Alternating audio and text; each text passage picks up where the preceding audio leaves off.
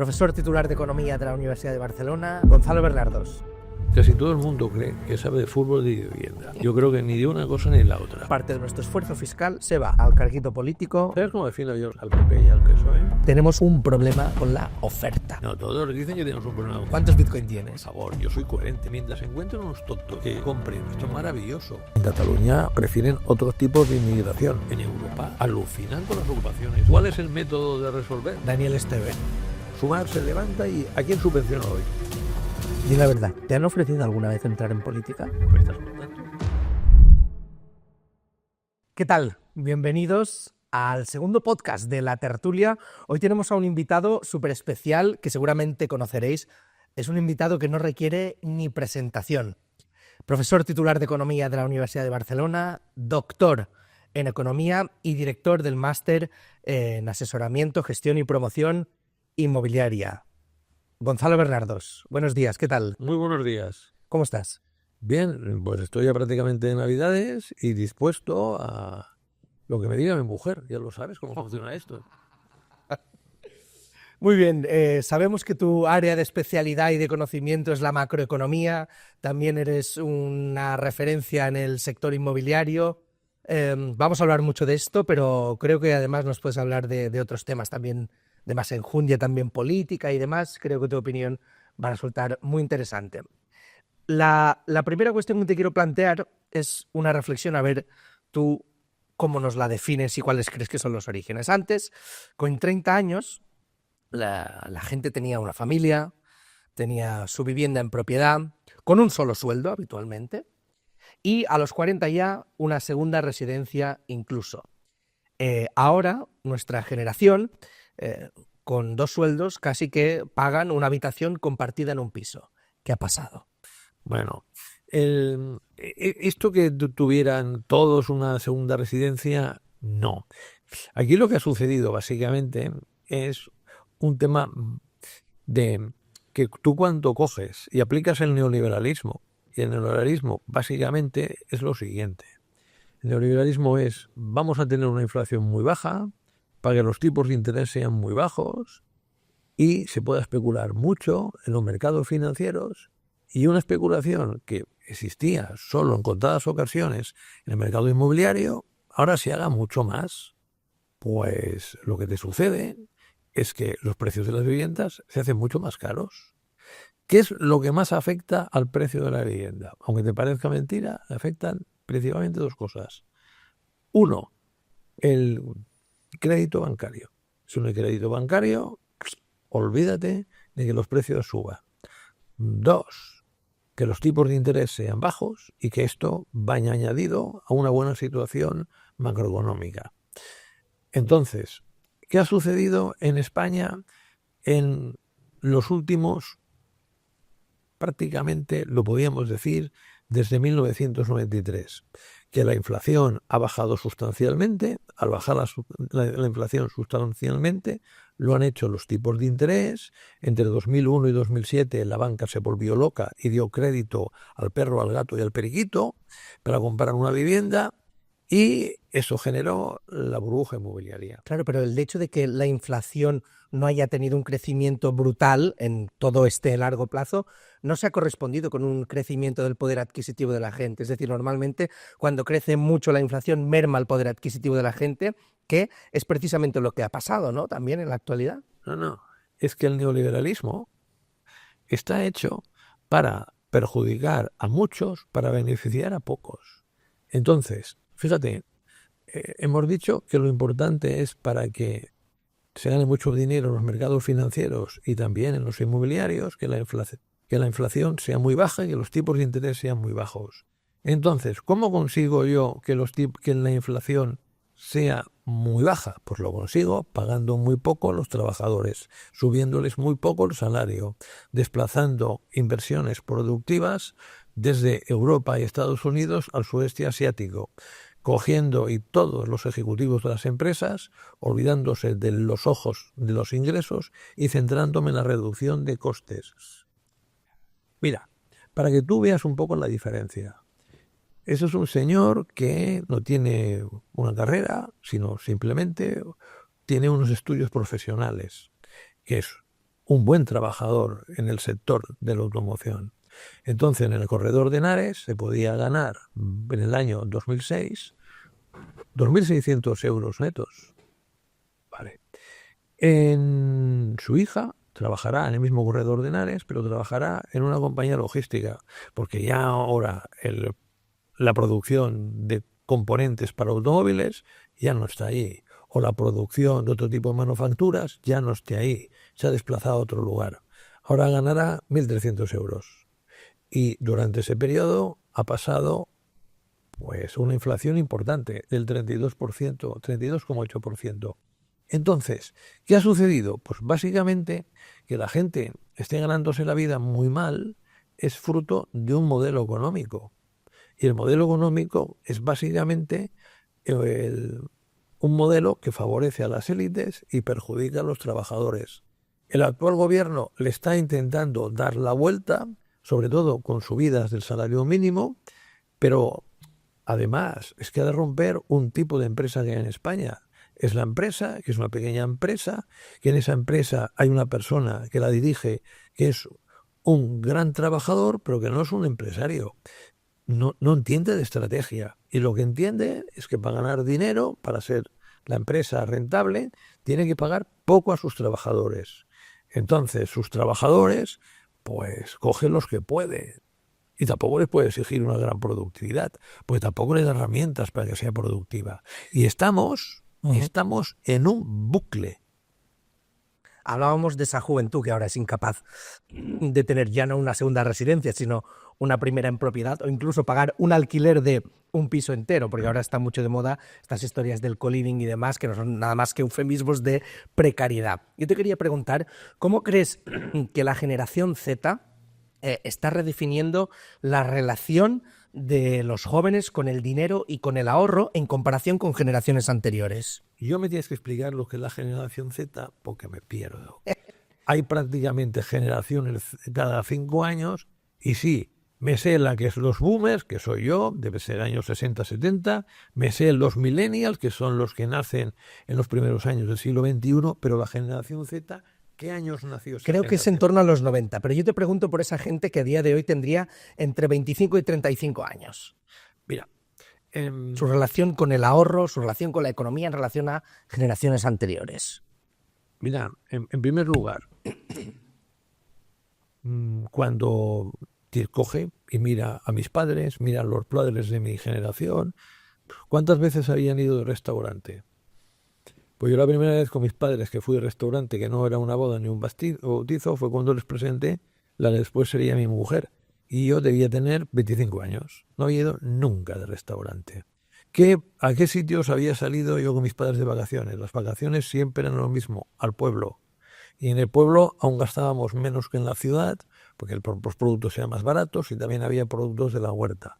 Entonces, lo que había en mi casa, una economía de guerra, porque éramos obreros y a mucha honra, ¿vale? Claro, esto no tiene nada que ver con la situación de los jóvenes en la actualidad. Ellos vienen de una bonanza que los niños de los 60 y los 70 no tenían. En esa bonanza están acostumbrados a tener muchas más cosas y se cambian las prioridades.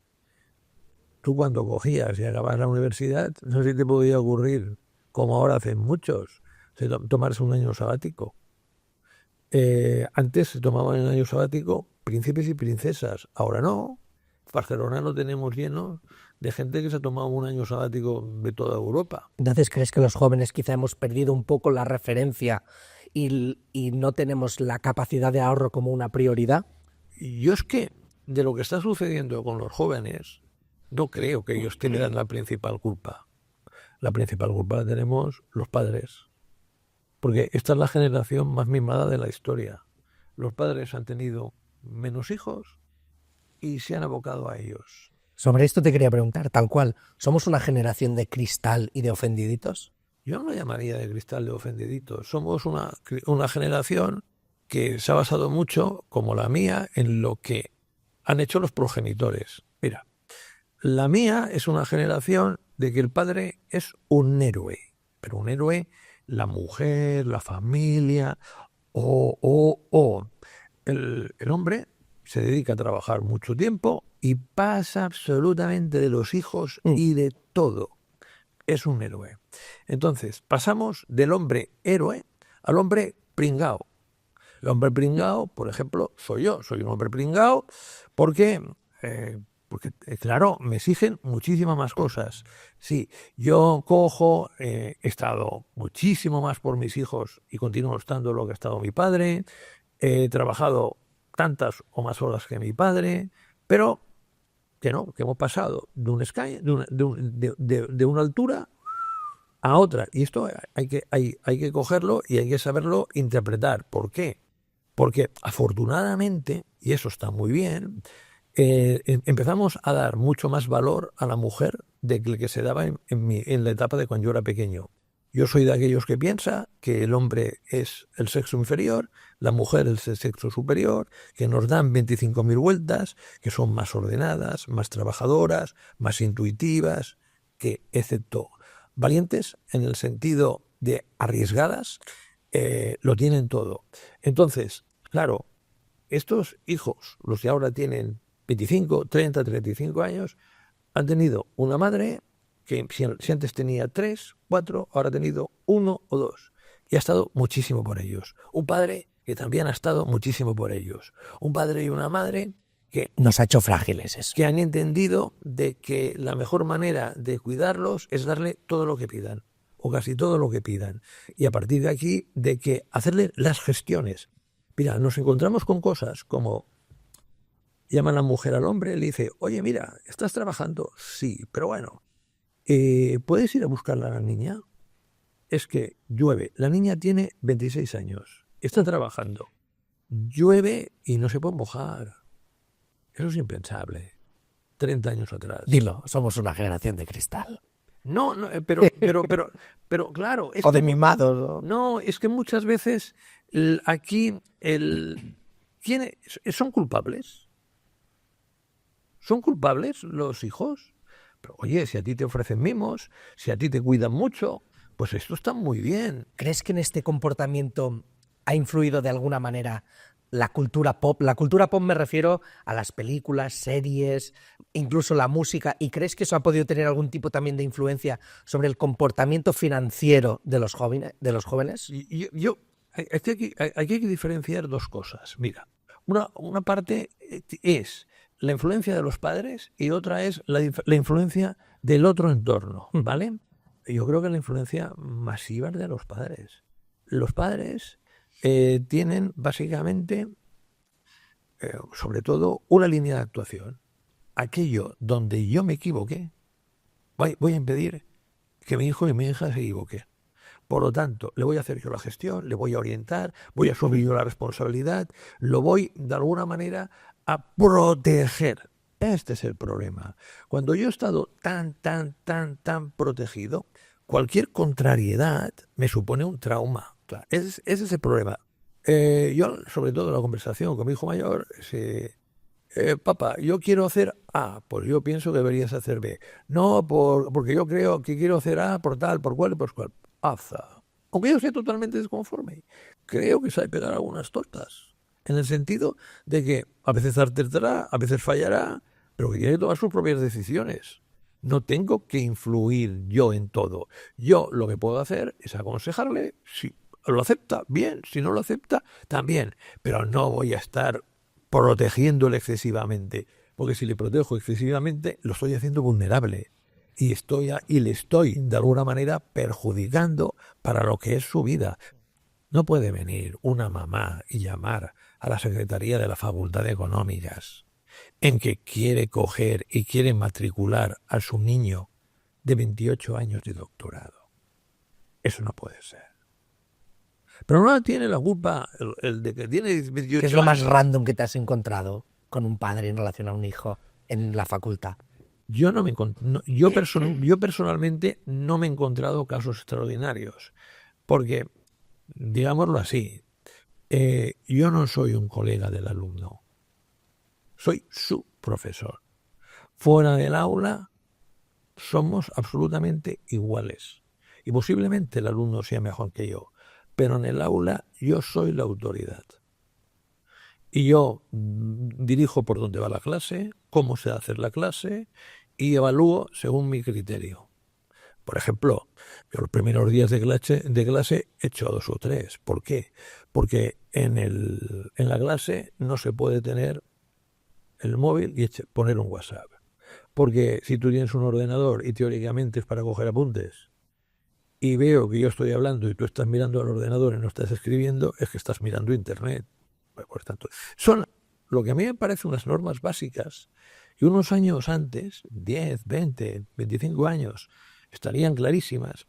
¿Y qué opinan los alumnos de mí? Me quieren muchísimo, porque ellos se han de ajustar a unas reglas. Pero ese comportamiento que tú defines en el aula, quizá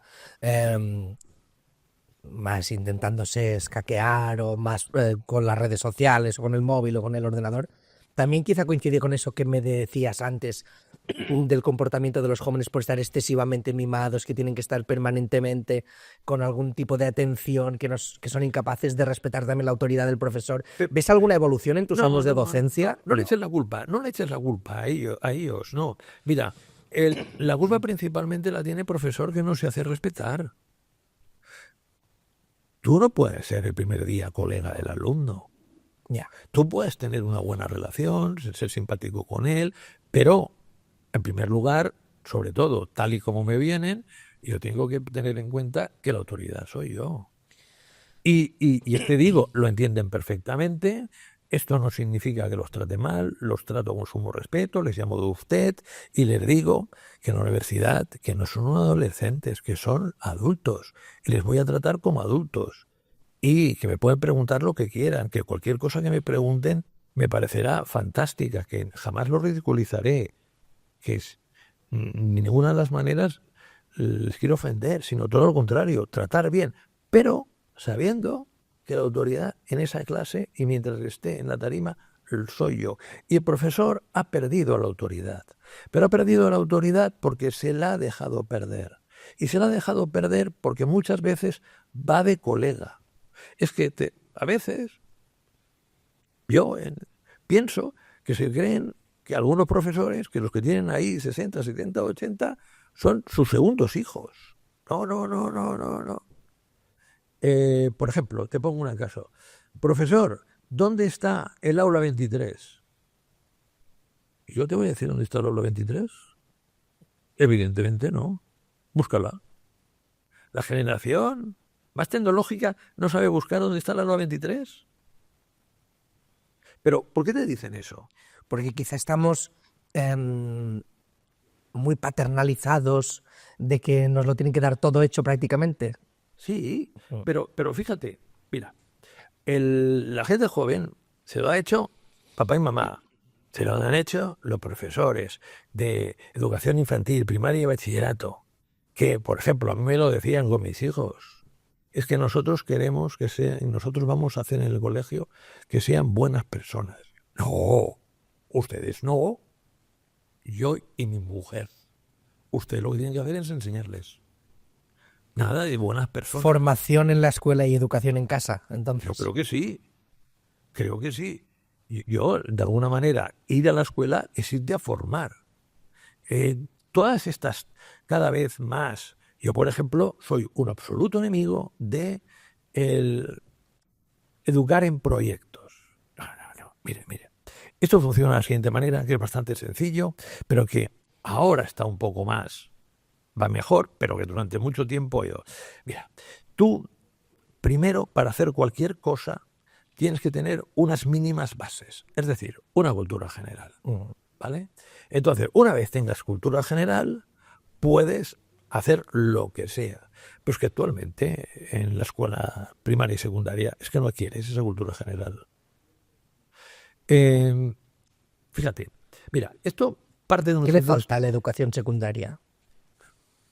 Pues más conocimientos, más memoria de la que actualmente se hace, y eso que yo en mis clases les digo que lo que voy a hacer es sobre todo razonamiento. ¿Incluirías educación financiera, por ejemplo? No se puede incluir educación financiera. Ya sé que mucha gente lo dice. Mira, es como si tú me dijeras que hemos de incluir educación mecánica de los coches. No. Pero la finanza... ¿No crees que un niño de 17 años debería estar capacitado? No te digo para tener grandes conocimientos de microeconomía o macroeconomía, pero una orientación que sepa lo que es el IVA, que sepa lo que es un IRPF. Que al 80% del Si pueblo, con 16 años pueden trabajarlo, deberían también pero que no, saber lo que es el IRPF. que no les interesa. Que hay una buena parte de la población que no tiene ningún interés por ello. Entonces, esa parte de la población que no tiene ningún interés por ello, que no le seduce absolutamente nada, lo único que tendría que aprender la lección es de tener un buen asesor, punto. Es decir, a mí me pones educación mecánica para ver cómo funcionan los automóviles. Yo no le voy a prestar ningún interés y me lo voy a tragar para hacer un examen y ya está. Oye, por ejemplo, clases de literatura me aburrían soberanamente. Yo me leía las biografías de los autores, pero principalmente porque una parte de los profesores que tuve no me gustaron nada. Yo soy muy crítico con la manera de enseñar. No hace falta que lo jures. Y soy muy crítico por la sencilla razón de que mis experiencias es que yo en las aulas me he aburrido mucho. Mucho. Soy de aquellos que piensan que la mejor manera que se llega al estudiante es divirtiéndole. Tú lo diviertes, le metes conocimientos, lo aprendes sin darse cuenta y ya está. ¿Y disciplina? ¿Cómo casa la disciplina con la diversión? Si te reconoce la autoridad, no hace falta hacer nada más. Pero tienes que reconocerla, te tiene que reconocer esa autoridad. Y esa autoridad te tiene que emanar de ti. Mira, una persona que está en una tarima, una persona que dirige un grupo de 40, sí o sí tiene que ser un líder. Y esas características son fundamentales. Los líderes normalmente se nacen más que se hacen, pero se tiene que hacer así. Pero fíjate, estamos hablando de la gente joven y date cuenta que yo no les estoy reprochando muchas cosas a ellos, ¿eh?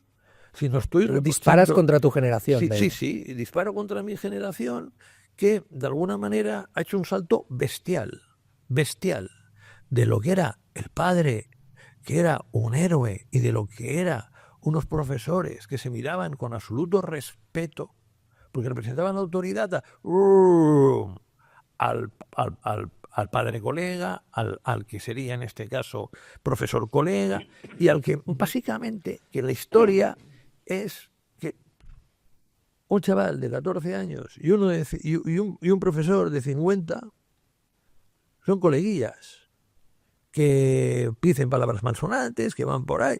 Pues yo no digo ni mucho menos que lo haga todo el mundo, sé que lo hace alguna parte. Pero sobre todo, fíjate una cosa que a mí es donde la educación chirría. La educación chirría porque los pedagogos, que me gustaría que alguna vez dieran clase, porque me parece que muchos de ellos no la han dado, y que son absolutamente teóricos, parten de una suposición. El supuesto de que parten es que el alumno está muy interesado en aprender. Tiene muchísimo interés y una motivación extraordinaria. ¡Cero! No todos, la mayoría cero. Eres tú el que los ha de motivar. ¿Vale? Entonces, por ejemplo, hay cosas que se hacen en la universidad con las cuales yo soy totalmente discrepante, como es aula inversa. ¿Sabes lo que es la aula inversa? La aula inversa es que el profesor le envía los contenidos al alumno. El alumno se los mira. Y si tiene alguna duda, pregunta. Vale. Entonces, ¿para qué hay profesor? Para resolver las dudas. Ya está. Aula inversa. Entonces, oye, ¿qué se mira al alumno? La inmensa mayoría, nada. ¿Qué pregunta el alumno? Nada. Chorradas. Clases acabado, tú. Pues no estoy de acuerdo. Oye, que esto, si no haces esto, no te vamos a dar un complemento docente. Quédeselo. Yo hago mi trabajo, lo hago lo mejor que sé y creo que funciona. Y creo que estas metodologías y otras que se intentan hacer, pues, oye, ahora parece que quieren sacar el móvil de las aulas. Bienvenidos tú, bienvenidos. Porque era un elemento de aprendizaje bestial. Yo nunca lo he visto así. Nunca lo he visto así. Yo siempre lo he visto como que la enseñanza principalmente es una relación profesor-alumno. Que tú puedes tener algún soporte. Bueno, por ejemplo, yo soy totalmente contrario al PowerPoint. Que voy dando conferencias por este mundo para 1 hora y me dicen, ¿traerá PowerPoint? Por supuesto que no. Si yo a estas alturas del convento no sé hacer una conferencia de 1 hora sin mirarme nada, es que tengo un problema. ¿Qué es, en términos de conferenciante, lo que odio? Cuando tengo un señor que va delante mío, se ha preparado un PowerPoint y aunque le den 45 minutos, si no le interrumpe el presentador, se estará 1 hora y media porque se ha preparado el PowerPoint y se pasa leyendo el PowerPoint. Y te parecerá increíble. Cuando yo le digo a mis alumnos en clase, no voy a utilizar ningún PowerPoint, no voy a venir con apuntes, voy a venir con esto y lo voy a desarrollar todo. La gente tiene una cara de alegría. A mí me viene aproximadamente el 70, el 80, incluso el 90% de los matriculados. A mucha gente le viene bastante menos. ¿Pero por qué? Pues es que es obvio, es obvio. Si yo cojo y lo que doy es el PowerPoint, y si ese PowerPoint se lo envío, ¿para qué van a venir a clase? Claro. Bueno, pues estos son una parte de los grandes qués de la educación. Me gusta mucho que hayamos hecho esta introducción a la educación y que tengas las ideas tan claras, porque además las comparto, tengo que decir, y como alumno tengo que decir que las comparto. Buena parte de tus alumnos seguramente tienen dificultad para acceder a la vivienda. Vamos a tu gran tema, ¿no? O al gran tema que ocupa buena parte de la preocupación, no solo en España, sino en Europa, me atrevería a decir. Lo que está claro, y si no es así, corrígeme, es que tenemos un problema con la oferta. ¿Cómo se ataja este problema? No, todos dicen que tenemos un problema con la oferta, ¿eh? Aquí tienes Unidas Podemos, el sindicato de Yucatán, que te dice que no hay que hacer más viviendas, porque si hacemos más viviendas iremos contra el medio ambiente. Evidentemente es una salvajada. Mira, aquí el problema que tenemos básicamente es que PSOE y PP ni tienen ni han tenido política de vivienda. Entonces, el que ha marcado las directrices en los últimos años de la política de vivienda ha sido Unidas Podemos. Pablo Iglesias decía a la gente que no se endeudara, que cogiera y viviera de alquiler, y él ya sabes lo que hizo, todo lo contrario. Es que aquí hay unos buenos, los inquilinos, y unos malos, los propietarios. Justo te iba a preguntar, ¿tú crees que se ha demonizado a esas familias que no son grandes tenedores, que son familias que tienen 1 o 2 pisos que han conseguido con su esfuerzo o con el de sus padres? ¿Crees que este lenguaje belicista contra el pequeño propietario que se ha instalado premeditadamente, esto a quién beneficia? ¿De dónde sale? Mira, esto hay un antes y después de la aparición de Podemos, ¿vale? Podemos vamos a liquidar al régimen del 78, vamos a hacer la revolución pendiente y lo que se dan cuenta es que la vivienda es un tema que es popular, que puede sacar a la gente a la calle y a partir de aquí pueden conseguir adhesiones. Pero fíjate, primero defienden a los propietarios porque, claro, cuando se forma la plataforma de afectados por la hipoteca, estás defendiendo a propietarios. Claro, gente que tiene hipotecas. Defender a los inquilinos. Pero la idea es vamos a coger y a tener como ariete en la vivienda de protestas, ¿vale? Y sobre todo, estamos ante una situación, pero bueno, todos los partidos de extrema derecha y extrema izquierda lo hacen muy bien, de identificar los problemas. Pero cuando es el momento de ofrecer las soluciones, estas son terribles. Porque, claro, vale, hay poca vivienda para el mercado de alquiler. ¿Pero por qué? En primer lugar, porque la administración no quiere hacerla. La administración, y eso te lo dirá cualquiera de ellos, en privado, públicamente, ¿no? Dice, pero ¿cómo quieres que hagamos viviendas de protección oficial de alquiler si no te pagan el alquiler? La tasa de morosidad en la actualidad del Ayuntamiento de Málaga de sus viviendas es del 40%. De aquellas viviendas que vendió Ana Botella al Blackstone, muy mal por haberlas vendido, francamente mal, tenía un 50% aproximadamente de morosidad. Al cabo de 5, 6 y 7 años, tienes que hacer una renovación completa de esas viviendas. Y cuando te impagan, es que, ¿sabes qué te dicen? Esto contado por un político. Dice, ¿por qué no pagas? Porque esto es público, es de todos, por lo tanto no te pago. ¿Pero que no? ¿Has perdido el trabajo? No, sigo teniendo el trabajo, pero no te quiero pagar. Bueno, pues te desahuciaré. Yo traería el premio de Zumosol, sindicato de inquilinos, que saldrás en los periódicos y te arruinaré la carrera política. ¿Sabes qué te digo? Quédate.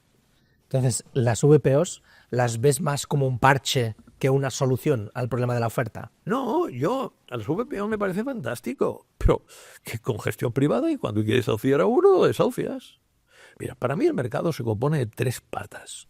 Mercado libre, de vivienda de protección oficial, que básicamente es para las clases medias, y después viviendas sociales. Viviendas sociales, que es para aquellas personas que, por ejemplo, están por la calle. Riesgo de exclusión. Sí, que vamos a intentarles dar una nueva vida, vamos a ayudarles, vamos a ponerles un importe bajísimo, 50 euros durante un tiempo, pero que se vuelvan a reintegrar, ¿de acuerdo? En esas viviendas sociales lo ideal sería que pasaran un tiempo, no toda la vida, hasta que rehicieran su vida, ¿no? Vale. Pero es que no tenemos ni viviendas sociales. Es cuando tú coges y hay que desahuciar a alguien para que no se quede en la calle. No tienen los ayuntamientos ni las comunidades autónomas viviendas para poner a la gente. ¿Por qué? Porque no han querido.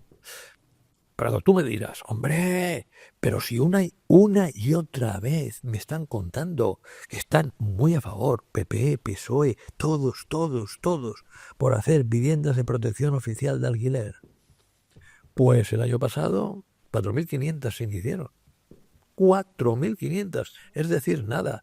Y en años de la anterior década ha habido uno, que me parece que era 2016, 323. Has mencionado políticas de vivienda y has mencionado a Unidas Podemos y al sindicato de inquilinas, además, que ahora vuelve a venir una idea que a mí me parecía que ya estaba descartada, que era el tema de la intervención en los precios del mercado de la vivienda.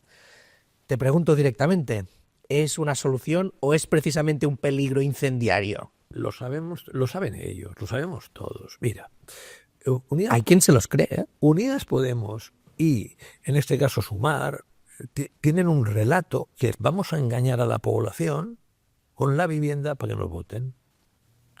Y el PSOE la ha comprado. Vamos a engañarla, vale, vamos a engañarla. Ya lo sabes que Pedro Sánchez lo que opina es tal y como el viento sopla. ¿A dónde sopla el viento? Bueno, entonces, la sexta, le entrevista a Antonio García Ferreras y le pregunta por qué no quiere pactar con Podemos antes de que pactaran. Y le dice, no, porque hay muchas cosas que no estoy de acuerdo con ellos, entre otras cosas, el control de alquileres. Pues ya tenemos control de alquileres y ya tenemos ley de vivienda. ¿Hemos tenido control de alquileres alguna vez en España?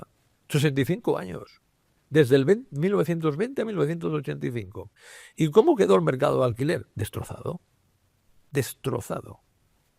El mercado de alquiler quedó destrozado porque, por ejemplo, en Barcelona el 81% del parque de viviendas era de alquiler en el 50, en el 90 solo el 23%. En Madrid era el 82%, en la provincia, y en el 90 el 16%.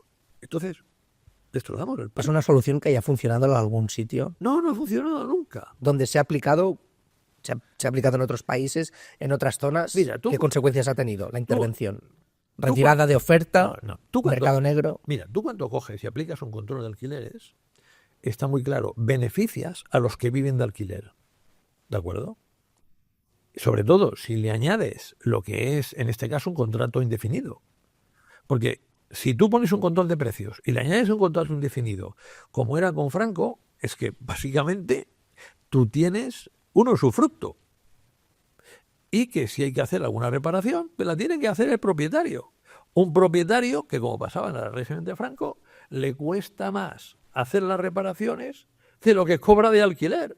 Y que al final tenía dos opciones.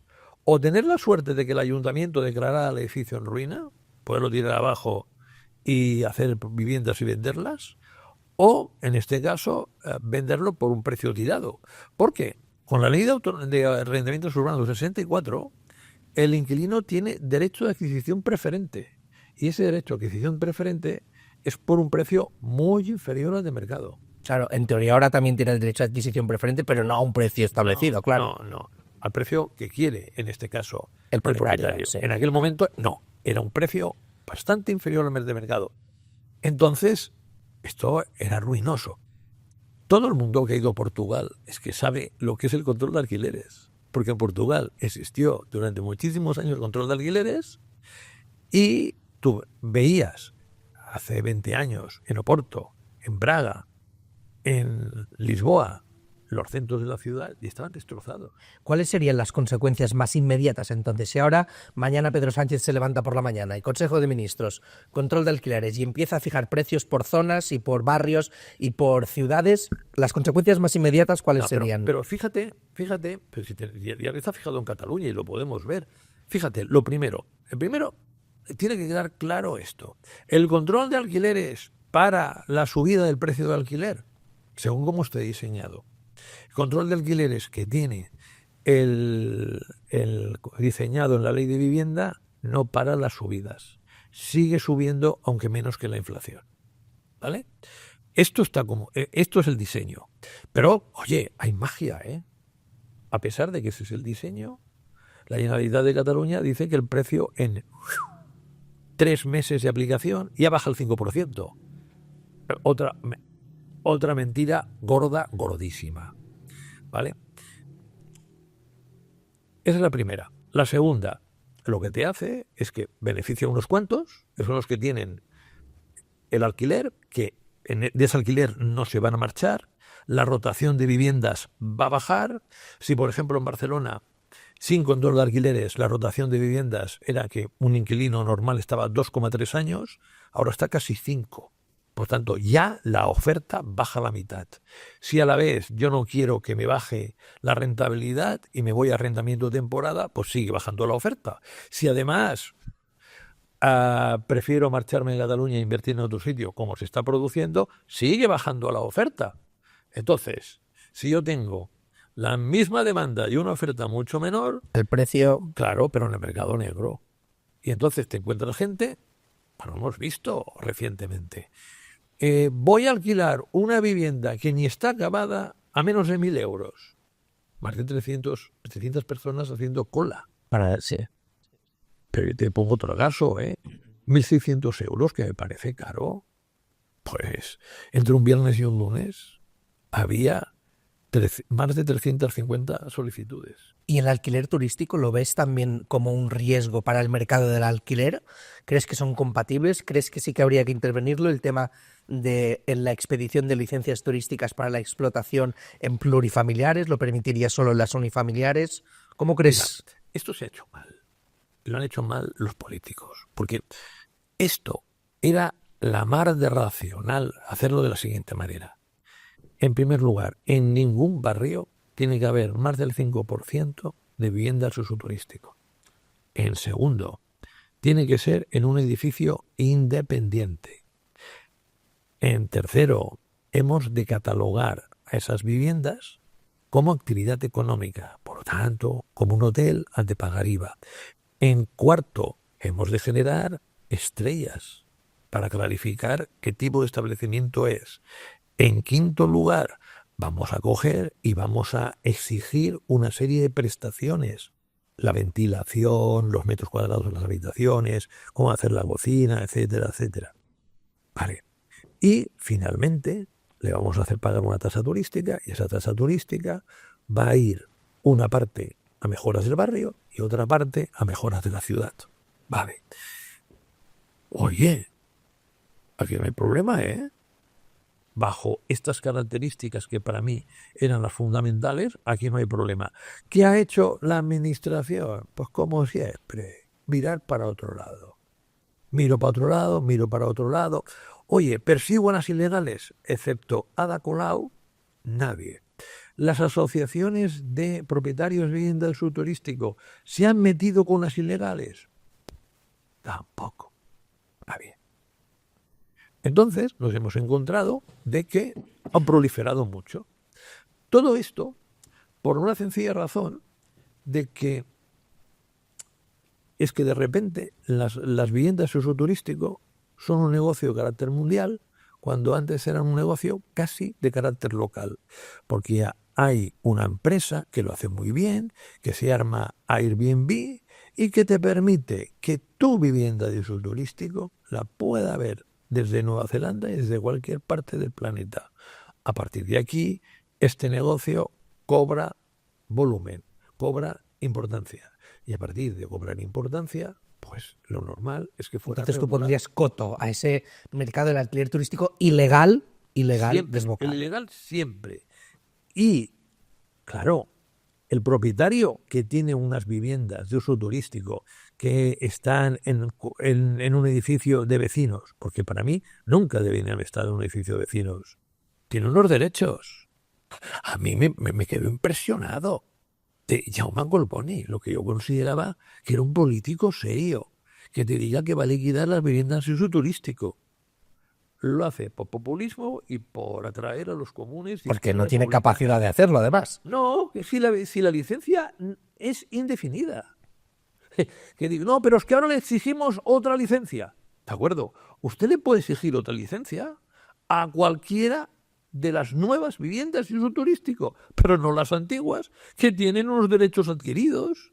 Entonces sabe perfectamente que si hace esto, el lucro cesante para los propietarios de vivienda de uso turístico. Procedimientos contenciosos administrativos, responsabilidad patrimonial y bla, bla, bla. Sí, pero fíjate, en Barcelona, con Ada Colau, cuando llegó a la alcaldía, había 10.400. Los portales. Son datos de portales de viviendas y uso turístico. Cuando se marcha, hay 9.800. Las persiguió. Fue la única. Y oye, yo estoy muy en contra de la mayoría de las cosas que hizo Ada Colau, pero esta tenía toda la razón.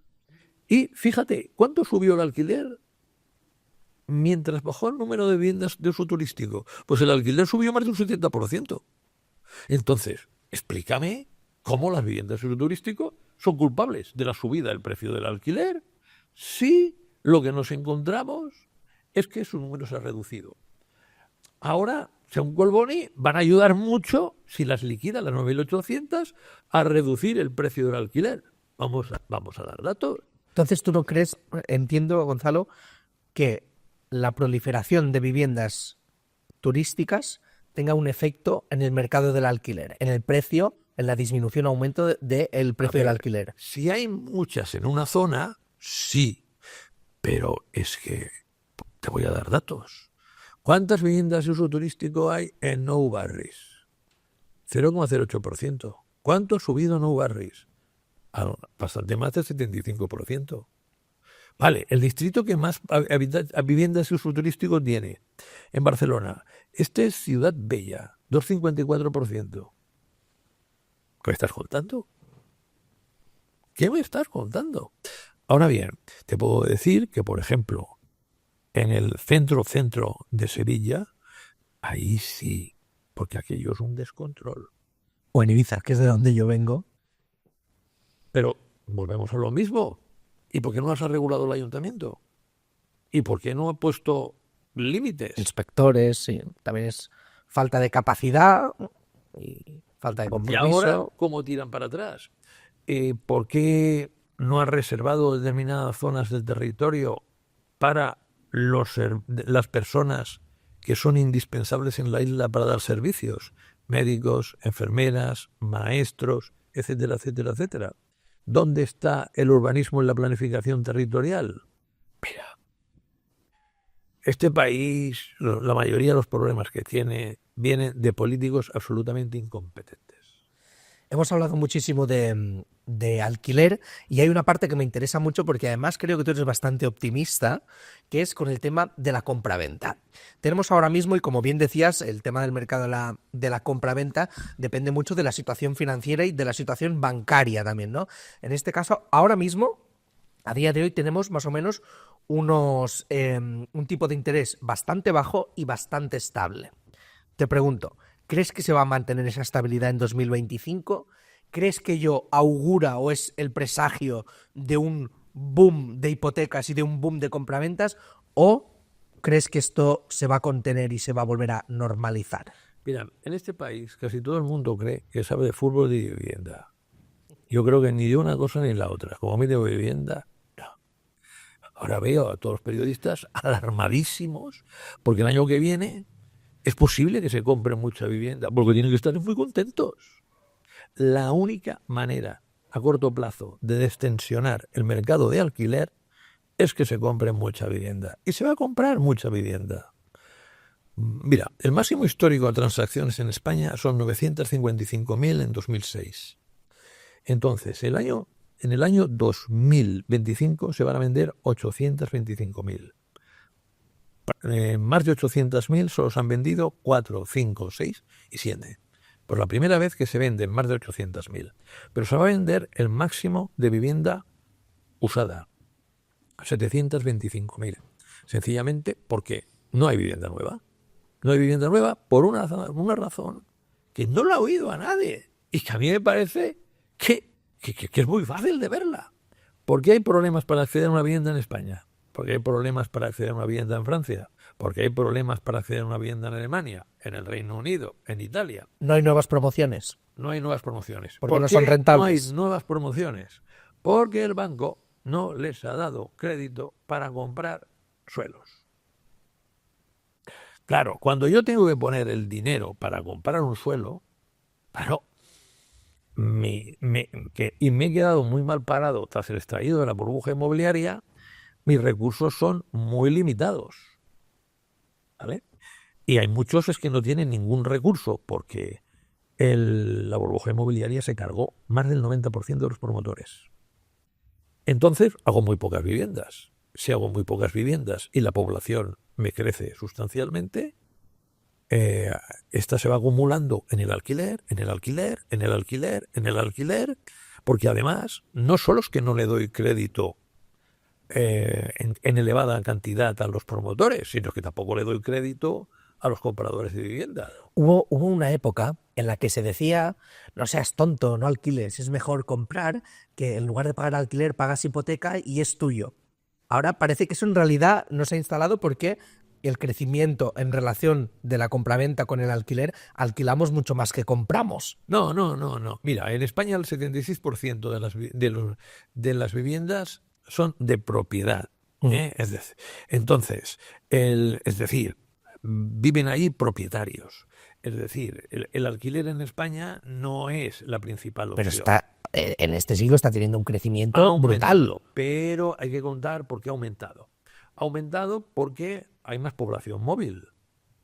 Porque claro, si voy un año de experiencias a otro país, si me hace ilusión trabajar en otro país, si me hace ilusión estudiar en otra ciudad que no es la mía, etcétera, etcétera, la población móvil aumenta mucho. Y por lo tanto, tengo más población móvil, tengo más posibilidades de alquiler. Segundo, lo que veo es que el banco me exige el 30% en las autonomías donde más los impuestos. El 30% en las autonomías donde hay más impuestos para comprar una vivienda que tenga yo el dinero. No lo tengo. No lo tengo porque no lo he ahorrado, porque sí, mi padre, mi madre, suponiendo, fue primera vez al extranjero cuando se casó. Yo he dado 3 vueltas al mundo. No tengo ni una pasta, pero las Seychelles, Japón, Tailandia, Canadá, Maldivas, todo esto me lo conozco de maravilla, porque el que no viaja a otro continente es un pringao. Esto es una generación joven. ¿Vale? Entonces no tiene pasta. Se junta todo, fíjate. En primer lugar, no se crea suelo. En segundo lugar, no se crea suelo porque los ayuntamientos tienen pánico, el alcalde, el concejal de urbanismo y el arquitecto municipal a generar suelo porque alguien les va a demandar y le pueden arruinar la vida profesional. O les van a acusar de especuladores si crean nuevos suelos disponibles para desarrollar. Por lo tanto, se crea poco suelo. Segundo, los bancos conceden, porque le piden que sean muy prudentes, poco crédito para construir vivienda. También muy prudentes, poco crédito hasta hace poco para comprar vivienda. Entonces, todo el mundo que se independiza, más los inmigrantes, o al alquiler. Claro, y esto va creciendo, va creciendo, va creciendo, va creciendo, y nos encontramos ahora con que, según mis cálculos, tenemos 1,5 millones de hogares con disponibilidad de comprar vivienda si las condiciones financieras fueran las del 2007. Y 1 millón si fueran las de 2023. Espero que sean las del 2023, no las del 2007, o si acaso las del año que viene, que van a estar muy bien, pero que tampoco son de burbuja, ¿vale? Porque el 2007 era que le daban a cualquiera el 110 por el precio de la vivienda.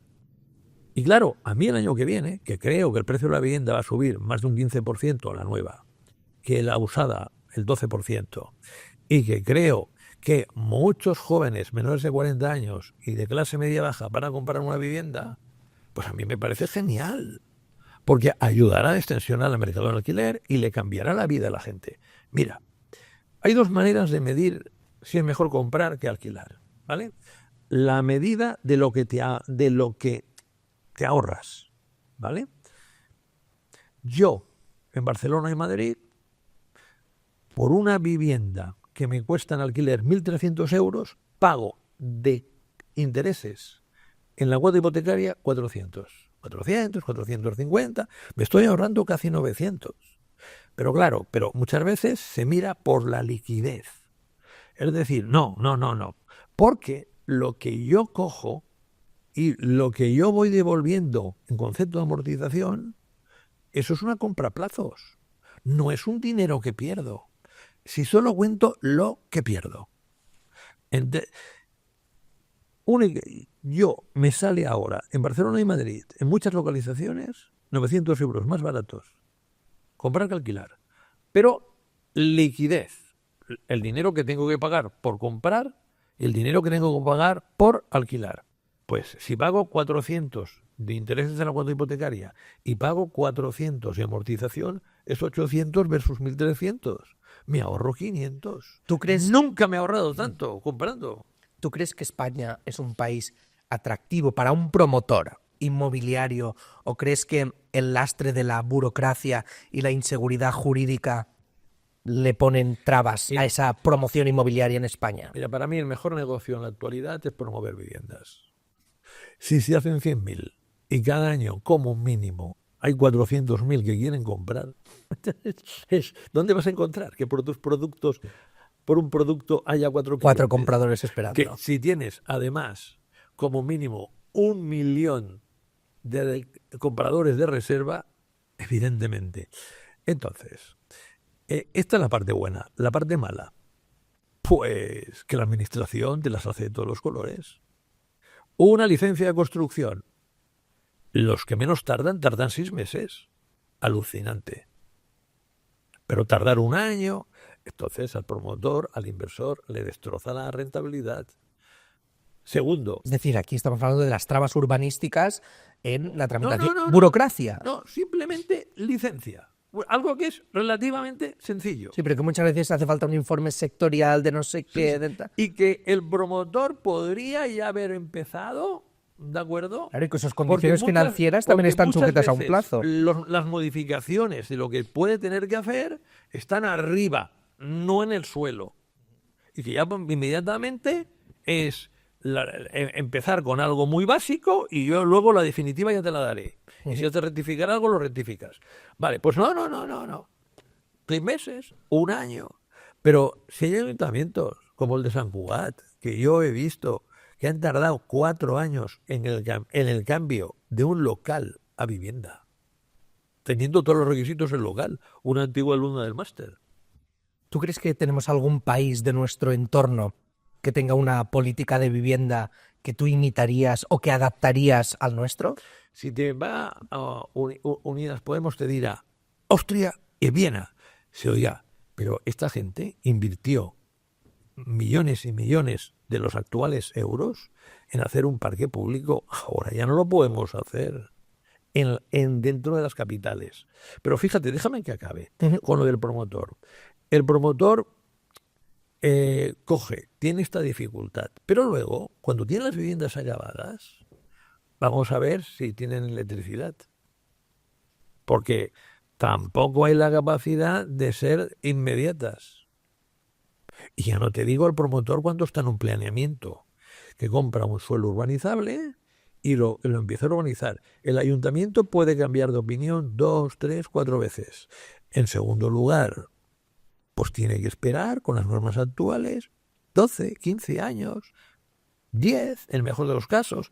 ¿Tú crees que la gente está en la actualidad para dejar el dinero enterrado durante 10, 12, 15 años y que no sabes las características que al final tendrá esas promociones? Claro, Porque puede variar en ese periodo de tiempo. Los cálculos de rentabilidad, imagino que si lo tienes que hacer a 10, 12 años, Esto, se desmorona. mira, esto pasaba con los promotores a la antigua. Los promotores a la antigua cogían y se ganaban muy bien la vida y una parte compraban suelo finalista y la otra para el futuro, para el futuro, para el futuro. Pero es que promotores importantes de esos es que no hay. Los que están detrás son fondos de inversión, que en la mayoría de las promotoras españolas ya están de salida.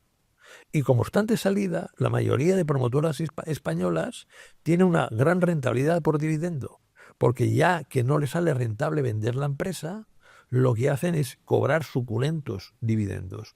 Pero claro, ¿cuánta es la parte del dinero que ganan que reinvierten? Escasísima. Entonces, ahora, en los próximos tiempos, esto se va a arreglar paulatinamente. La falta de suelo vía creación por parte de los ayuntamientos, si no cambian mucho las cosas, no. Pero se va a crear, porque se va a poner de moda hacer promotor, y te saldrán 23.000 que se quieren poner, y de los cuales 22.900, por falta de expertise, se la pegarán, solo que el mercado vaya regular. Porque la parte más compleja de todo el mercado inmobiliario es la promoción. Y la más rentable también, si se hace bien. ¿Cuál? La más rentable también, si se hace bien. Sí, indiscutiblemente. Entonces, primero, no tienes que pensar en el precio de hoy, tienes que pensar en el precio de aquí a un año y medio. Segundo, tienes que pensar a quién le diriges.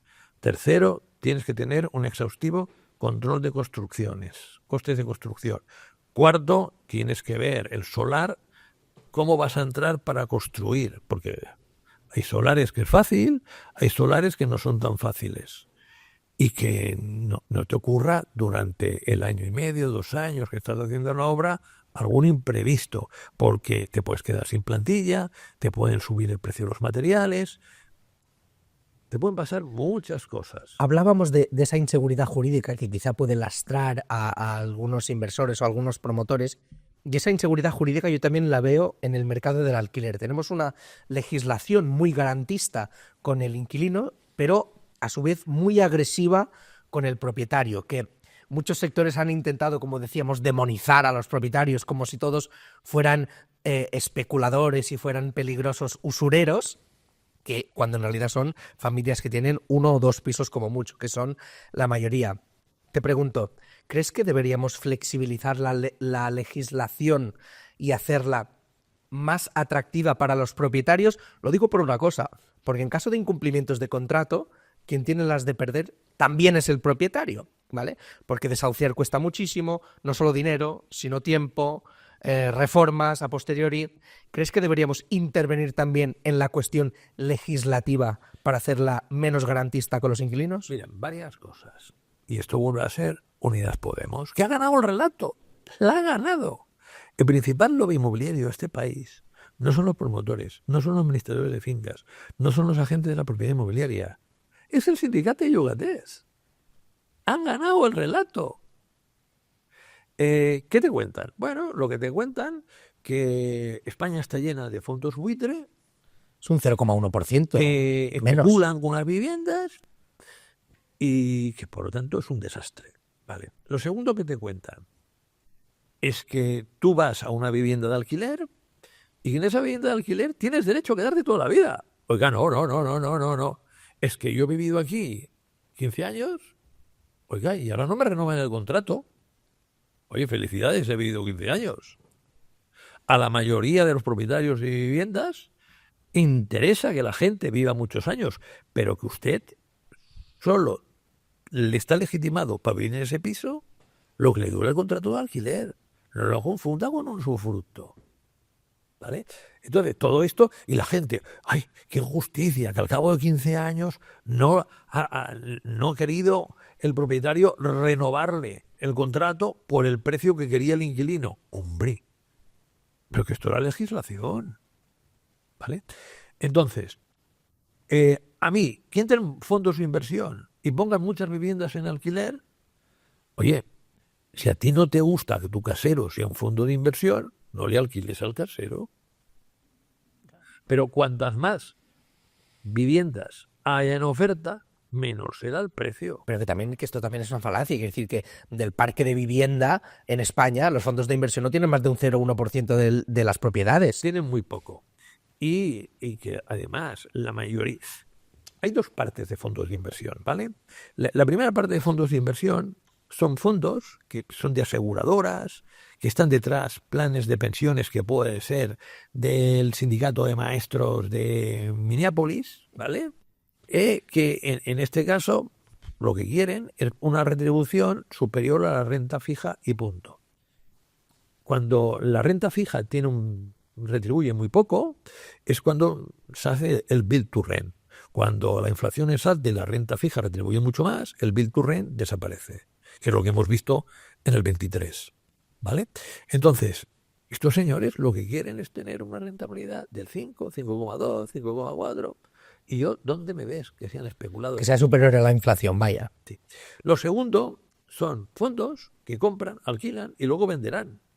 Pero mientras alquilen, ya está. O es que, fíjate, es que van a intentar ganar lo máximo posible. Bueno, oye, si tú quieres... Que no son una ONG. Si tú quieres ir a otros propietarios de viviendas, pues ves, pero bueno, porque a mí lo que me interesa es que la gente no viva en rulos, no viva en chabolas. Y hay un mecanismo de mercado que la gente no quiere entender, que es cuanto más oferta haya, menor será el precio. Luego, la Constitución dice que tienes derecho a una vivienda digna. Sí, pero eso es un principio orientativo, es un principio rector que debe orientar las políticas. No, pero debería cumplirse. Y debería cumplirse. Pero ni te dice que es al lado de tu mamá, ni te dice que va a tener 110 metros cuadrados, ni te dice que ha de ser en una gran ciudad, ni te dice que ha de ser de propiedad. Claro. Pero aparte, ese artículo, que es en el 46, es muy importante, que la gente se piensa que la Constitución diga que tienes derecho a la vivienda significa que te la tiene que poner el Estado y, como tú dices, en las condiciones que tú quieres. No es así. Y por otro lado, eso no es ni un derecho ni un deber fundamental. Es tan solo un principio orientador de la política económica. Un deseo. Exacto. Pero, oye, que hay dos partes. Un señor que se ha ganado muy bien la vida y tiene 5, 6, 7, 8 años, ¿ha de proveer viviendas para los demás? No. Claro. El que ha de proveer viviendas para los demás es la administración. Entonces, ¿por qué el propietario se le hace culpable de todo? Por estrategia electoral. Básicamente, porque el político dice, oye, esto es que la he fastidiado, el mercado de la vivienda se me va de las manos, vamos a encontrar culpables. Mira, la vivienda del subturístico. Va, seguimos. Las viviendas en régimen de arrendamiento de temporada. Va, seguimos. Los fondos buitre. Los propietarios. Y así. Pero es que si te cargas los propietarios, te cargas la oferta. Y así. Y yo de verdad, empezó desnortado, pero desnortado completamente. Porque, claro, cálculo electoral, Cortoplacista. Pero ¿con quién voy a estar? ¿Con el 76% o con el 24%? 24% del cual alquiler a precio de mercado y no cesión es el 18%. ¿Vale? ¿Con quién voy a estar por cálculo electoral? Con el propietario.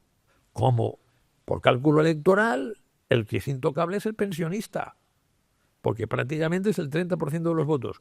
Pues en esta ideología líquida que tiene el PSOE, que pacta con alguien y coge la ideología del que pacta, en este caso Unidas Podemos, pues se pone a fastidiar al propietario con una norma que es increíble. Si tú coges y una persona que lo tienes como inquilino se te declara vulnerable, te la tragas. Suspensión Ya. de plazos de lanzamiento Ya, y tienes ahí al bicho. oye, se ha acabado la pandemia, pero en el año 2024 continuamos con esa norma que es la que más daño hace al mercado de alquiler. ¿Por qué? Porque esto, vete a saber con el que se ha declarado vulnerable, ¿qué le cobras de alquiler? Si le cobras algo, vete a saber.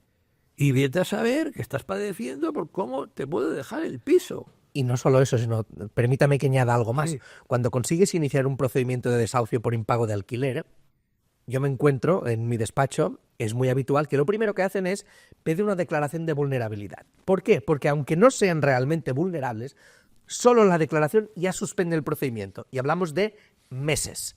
Entre que el ayuntamiento emite un informe, lo provee al juzgado, te dan trámite para que presentes tus alegaciones y el juzgado resuelva, ha podido pasar un año con una persona que lo único que ha hecho es decir, solicito que se investigue si tengo la condición de vulnerable. Y eso, como tú dices, pues lógicamente dinamita al mercado de alquiler y desmoraliza al propietario, que lo que va a hacer es retirar esa vivienda del mercado. No es que yo quiera que los vulnerables vivan en la calle, todo lo contrario. Yo considero que han de vivir en un piso que les permita mejorar. Pero eso es responsabilidad de la administración, no de los propietarios. Administración. Entonces, ¿por qué si la administración no cumple con su trabajo, al propietario le ponen, no el impuesto, el impuestazo? Porque tener un vulnerable allá es un impuestazo. Bueno, por esa razón de que vamos a coger y a decir, nosotros los políticos no somos los culpables son otros. Entonces, te pregunto, cuando hablábamos de las medidas jurídicas a implementar para generar mejores condiciones para la oferta, es decir, para los propietarios, ¿sería entre ellas, propones, por ejemplo, flexibilizar estas cuestiones de desahucio de lanzamiento frente a personas que son morosas o, en el caso de la ocupación? Mira, esto es muy sencillo. Y esto un juez lo debería dictaminar prácticamente en días. Hay una denuncia por ocupación o inquiocupación, ¿vale? El propietario presenta la escritura de propiedad. El inquilino se le llama, o a la persona que está ocupando la vivienda, ha de presentar un contrato de alquiler. Tiene 3 días para presentarlo. Si en 3 días no lo presenta, se le desahucia. Mira, estoy de acuerdo, y en la práctica la actual ley de enjuiciamiento civil prevé que para el caso de la ocupación, no la inquiocupación, para el caso de la ocupación tú inicias un procedimiento contra los ignorados ocupantes, que se llama, y tienen 5 días para presentar justo título. Si no lo presentan, se decreta directamente el lanzamiento. Eso es la teoría. La práctica es lo contrario. Primero, interpones la demanda. Hasta que se admite a trámite han pasado 2 meses. Después, el juez suelen ser muy garantistas con el inquilino, con el arrendatario o, en este caso, con el ocupa. ¿Y quién se lo está tragando durante estos meses? El propietario. Y después, una vez notifican los 5 días, durante esos días presentan una solicitud para tener un abogado de oficio, vulnerabilidad y un contrato de alquiler falso. Ya nos metemos en un juicio a debatir durante un año sobre si ese documento es un documento probatorio suficiente como para acreditar tener un título o no. Traducción. Esos 5 días que pone la teoría de la ley de enjuiciamiento civil no sirven para nada. Pero es que yo te propongo otra cosa. Te propongo juez especializado, rapidísimo, si no, ¡pum! Porque, a ver, aquí el contrato de alquiler tiene que tener unas características, las cumple, no las cumple, está firmado, no está firmado. Claro. Y eso es prácticamente automático. Y dices, hombre, eso es muy difícil de hacer. Lo hacen todos los países de Europa. En Europa alucinan con las ocupaciones en España. Claro, ¿qué te dicen los defensores de las ocupaciones? Va, exageras, que no hay tantas. Claro, si tú vas a una comisaría de policía a hacer la denuncia y el policía te dice, en confianza, mejor que lo resuelva por sus propios métodos. ¿Cuál es el método de resolver? Daniel Esteve. U otro, que en este O quien caso, sea. Sí. En este caso es, vamos a pactar con el inquilino cuánto le doy. Cuánto con el inquiocupa o, en este caso... ¿Cuánto le doy, ¿Cuánto ¿Cuánto le doy? O sea, Sí, ¿te sí. cuesta? Sí, sí. ¿Te cuesta dinero ejercer Sí. un derecho? Sí, pero bueno, pero hacer los cálculos. Dice, se me va a pasar 2 años. Si estoy cobrando 1.000 de alquiler, son 24.000 euros. ¿Me va a dejar la vivienda guapa? Pues calcula, con la reforma, otros 20.000 euros, 44.000 euros. ¿Qué me pide? 6.000, lo he rebajado a 4.500. Pues ya está, fuera. Claro. ¿Y qué ves? Que la inmensa mayoría de las ocupaciones son mafias. Claro. Hemos hablado muchísimo de vivienda y me encanta hacerlo con alguien con tus conocimientos, pero también me gustaría que tocáramos algún tema de macroeconomía. Yo sé que hay un tema que a ti te encanta y eres un ferviente defensor. Las criptomonedas. ¿Han venido para quedarse? No. Son una moda. Los tulipanes vinieron para quedarse. Como materia prima agrícola sí, como materia financiera no. Entonces, ¿qué crees que va a pasar con la evolución de estas criptomonedas que ahora parece que están en auge, ¿no? El Bitcoin disparado a 100.000 euros. ¿Cuántos tienes? Di la verdad. ¿Cuántos Bitcoin Por tienes? favor, yo soy coherente, no tengo ninguno. Ni lo tendré. Mira, aquí hay 2 tipos de corrientes de inversión, ¿vale? Inversión en aquello que sube e inversión en aquello que está barato. La inmensa mayoría son partidarios de la primera. Si tú coges y preguntas prácticamente a todos los que han invertido en criptomonedas, te dirán que no sabe por qué sube. Porque ¿tú qué puedes comprar más cosas? ¿Con $1 o con un Bitcoin? Con $1. ¿Por qué? ¿El dólar es admitido en todo el mundo? Sí. ¿El Bitcoin es admitido casi en ningún lugar? Sí. Entonces, ¿cómo puede valer un Bitcoin? 100.000, a veces $100.000. Pero vámonos a la historia. La primera burbuja documentada es la de los tulipanes en el siglo XVII en Holanda. Con tulipanes, con un tulipán, se podían comprar viviendas en la mejor zona de Ámsterdam, en la plena vorágine de la burbuja. Un tulipán, estás hablando de la flor. Sí. Entonces, ¿tú crees que en criptomonedas, blockchain, todos estos sistemas monetarios que son paralelos a los bancos centrales... Estamos confundiendo cosas. Una cosa es una tecnología, que es el blockchain, que seguramente tendrá utilidad hasta que sea superada por otra mejor, ¿vale? Y otra cosa es criptomonedas. Pero si tú tienes criptomonedas que son memes absolutos y después de que ha salido Trump han tenido subidas espectaculares, mira, lo de las criptomonedas es muy fácil. Mientras encuentren unos tontos que compren por mayor precio que el que yo he pagado, esto es maravilloso. La pregunta es que sabemos quién va a hacer tonto, el último y el penúltimo. Y si yo me puedo coger y me puedo escapar antes de que esto se derrumbe, fantástico. Por cierto, ¿cómo están los activos NFT? ¿Cómo está el metaverso? ¿Qué se ha hecho de todas esas obras de NFT que llegan a valer $1 millón? ¿Dónde están? ¿Qué se sabe de eso? ¿Qué está haciendo Meta, antes Facebook, que iba a decirnos que teníamos 2 vidas? Una vida en la Tierra y otra en el metaverso. ¿Dónde está todo esto?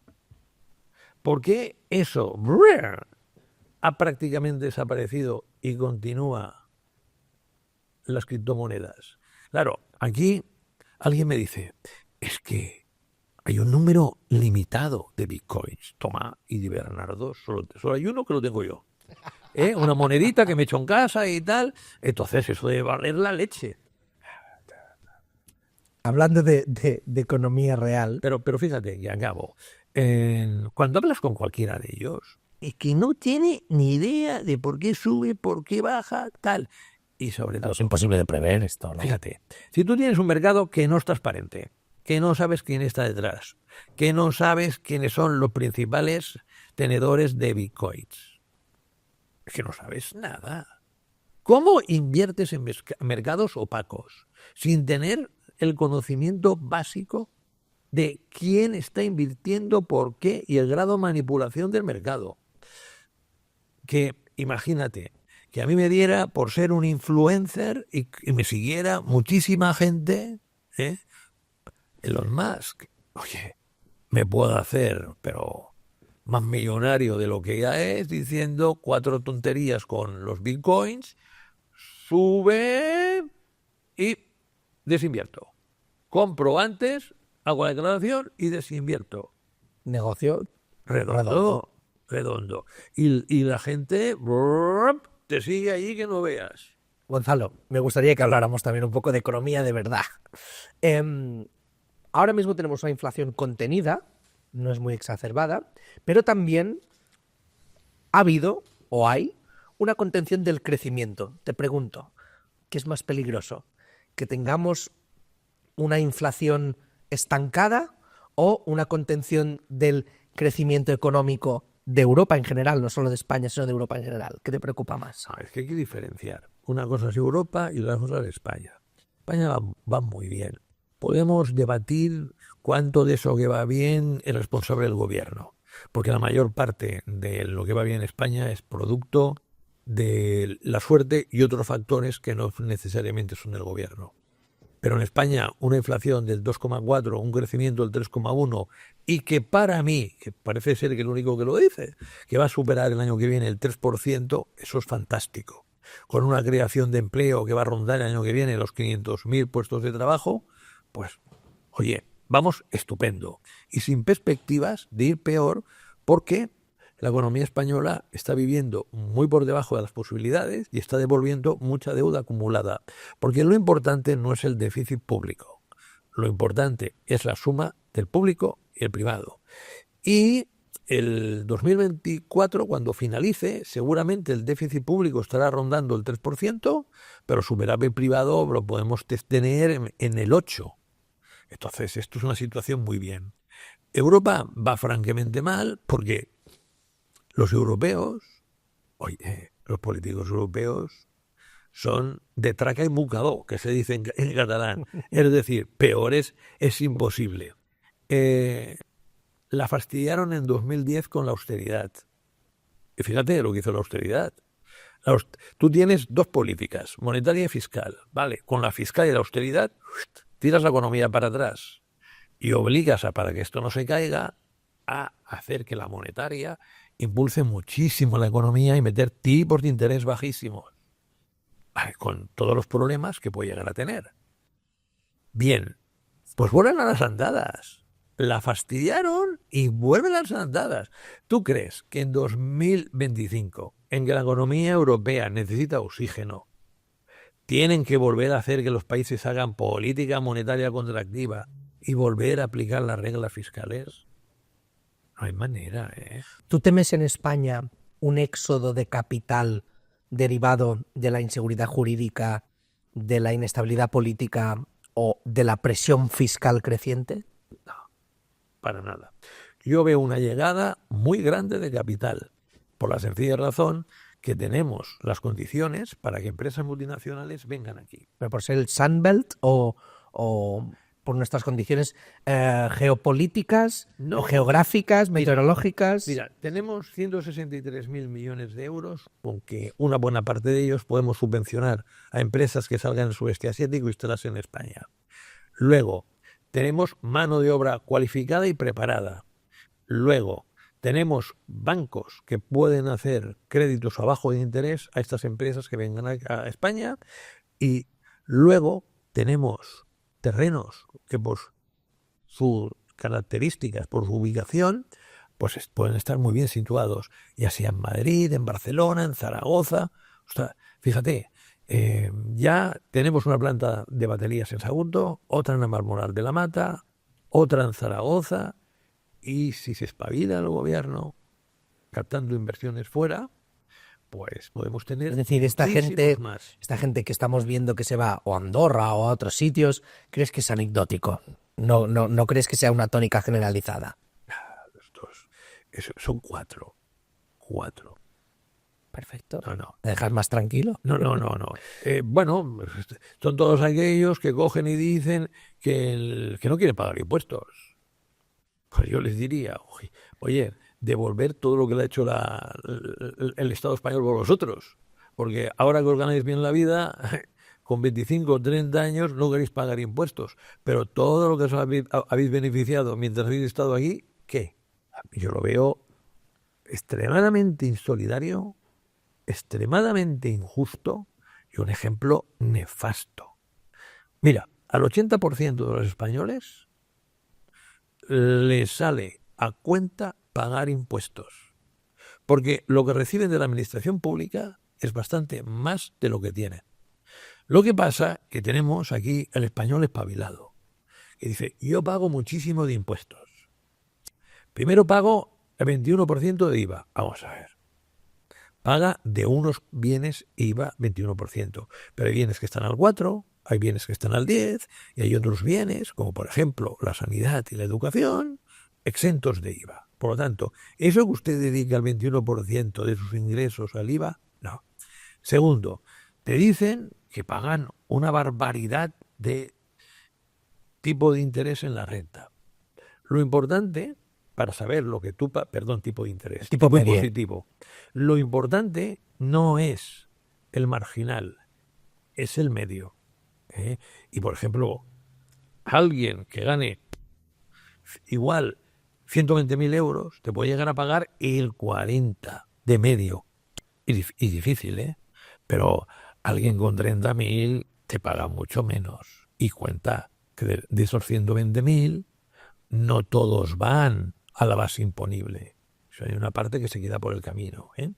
Por tanto, luego te dicen, no, es que además pago el IBI y además pago el impuesto de vehículos de tracción mecánica. Y el ITP cuando compro vivienda. Sí, pero estos, en definitiva, es relativamente poco. Mira, en España la presión fiscal está en el 38,5% del PIB, ¿vale? Que si suponemos que la renta de los españoles equivale al PIB, es decir, que le dedicas a pagar impuestos el 38,5% de tu renta. A los que ganan mucho le dedicarán algo más del 50%. Eso en el contexto europeo, ¿cómo estamos? Siendo un 38%. Por debajo. El contexto europeo está en el 44,5%. El tema es, mi percepción es que hay ese desasosiego y ese descontento de la gente, no tanto por pagar una presión fiscal que es bastante considerable, sino porque muchas veces vemos que los servicios que la administración presta a cuenta de esa presión fiscal son deficitarios. Y ahora, barro para mi casa, la administración de justicia. La administración de justicia funciona muy mal y no es por culpa de los operadores, de los jueces, de los letrados de la administración de justicia, es porque hay una falta de personal, falta de recursos humanos, no convocan plazas. Y esto se traduce en que el administrado, que es el que sufre 2 años en lanzar a un Inki Ocupa, ese es el que diga, es que esto está mal. Y cuando yo como abogado les explico, la ley dice lo de los 5 días, pero es que hasta que te fijen la fecha les tiene que ir bien en su agenda. Coño, pues que pongan más personal. Vemos que los servicios que se prestan en España, yo sí que creo que no se corresponden con la presión fiscal que tenemos a nivel de calidad y cantidad. Y mucho derroche también que se pierde en organismos que consumen una parte del presupuesto, no solo del gobierno del Estado, hablo de gobiernos autonómicos, hablo de incluso de gobiernos municipales. Veo que buena parte de nuestro esfuerzo fiscal se va a colocar al carguito político, al que te ha ayudado a acceder. Ahí te iba a decir, ¿sabes cómo defino yo los partidos políticos, al PP y al PSOE? Como empresas de creación de puestos de trabajo. Sí. Para sus militantes. Y la historia, básicamente, tu chico, chica, entra a este partido, pega carteles, haz recaditos, tal y cual, que te pondremos de concejal en un ministerio, luego te pondremos, en un ministerio, en un ayuntamiento, luego te pondremos en el consejo comarcal, luego te daremos alguna diputación y no te preocupes, que te ganarás 3.000 euros netos, que esto es lo que persigue todo el mundo que quiere entrar profesionalmente en política. 3.000 euros netos que en otro lugar no se los ganaría. Y con una exigencia muy baja, es decir. Entonces, claro, tenemos un montón de gente que no está en servicios básicos, sino en crear burocracia, que para justificar su trabajo hace que otros deban hacer chorradas. Mira, no tiene demasiado sentido que yo soy profesor de una universidad, le tenga que dedicar el 40% de mi tiempo aproximadamente a hacer burocracia. Y eso que me niego a hacer una buena parte de ella porque prefiero no tener un complemento que estar ahí cogiendo y papeles y papeles y papeles y papeles y papeles y papeles. Por ejemplo, te ponen la firma electrónica y tú piensas, bueno, pues ahora esto se reducirá. Pues si antes tenía que firmar un papel, ahora debo firmar 3. Electrónicamente no los tengo que firmar. No lo llego a entender. Supera mi frontera de la comprensión. Entonces, imagínate que yo por un momento fuera gobernante. Lo primero que haría es una auditoría del gasto público, especialmente en las autonomías. Porque tengo la impresión que son autonomías en las cuales en la manera de salir reelegido en todas es tener el control social. Y para tener el control social has de crear mucho trabajo en la administración pública. Creación de observatorios, subvenciones que se dan. Oye, que en España hay gente que nunca ha trabajado, que ha vivido permanentemente de subvenciones. Y no son gente humilde, son pijos progres. Claro, ese es el problema, que hay un esfuerzo fiscal muy considerable, pero que no está bien dirigido. Y cuando nos equiparamos, no, es que tenemos un esfuerzo fiscal similar a Dinamarca o similar a cualquier país, queremos la socialdemocracia de Dinamarca. Oiga, yo estoy seguro que podría coger y reducir entre el 30 y el 35% de los actuales burócratas que hay para poner jueces, policías, médicos, enfermeras, profesores y trabajadores que ayuden a la gente mayor. Gonzalo, ¿es sostenible el sistema de pensiones en España? No. ¿Qué hacemos? Tiene 3 métodos, pero ninguno de ellos gusta a los políticos. Pues tú, ya te lo he dicho antes, si hay alguien intocable en este país son los pensionistas. 30% de los votos. 30% de los que van a votar, 24, 25 del censo. Entonces, claro, tú coges y tienes 3 posibilidades. Una, hacer que paguen más los que trabajan. Ya cobran muy poco, por lo tanto, que paguen más, yo no soy partidario. Hacer que la gente se jubile más tarde, no a los 67, sino más. Si todo el mundo cuando tiene 56, 57 está loco por jubilarse. Tercero, que los pensionistas cobren menos. ¿Por qué? Para que te hagas una idea, los pensionistas, con lo que han pagado de cotización a la seguridad social, cubren 13 años de cotización. ¿Vale? Pero es que a los 65 años la edad media de vida son 20,2. Entonces es deficitario. Si además viene a la jubilación la generación del baby boom, que ha cobrado bastante más que las anteriores, y por lo tanto va a cobrar bastante más de pensión, y que además son mucho mayores que las anteriores en su número de componentes, pues esto no aguanta. ¿Qué vas a hacer? Hombre, lo normal sería, ya que vivimos más años, vamos a coger y vamos a aumentar la edad de jubilación. Imagínate, si España coge y en lugar de que la jubilación sea a los 67 años, que de repente la pone a los 70, no para todos, sino para la mayor parte que no hacen trabajos penosos, ni física ni psicológicamente, a la administración pública le sobra el dinero por todos lados, porque el verdadero déficit del sistema de pensiones, que no de la seguridad social, son 65.000 millones y creciendo. Es decir, es más de lo que te gastas en educación y algo menos de lo que te gastas en sanidad. Tú puedes coger y puedes contratar a una serie de médicos, enfermeras, personal sanitario, profesores. Bueno, los barracones se acaban en España. Solo pasando la edad de jubilación a los 70 años en determinadas profesiones. Sí, pero de la noche a la mañana, ¿eh? ¡Pum! Por sorpresa. ¿Qué político crees que aguantaría eso electoralmente? Ninguno, nadie. Los que están a punto de jubilarse, tranquilos.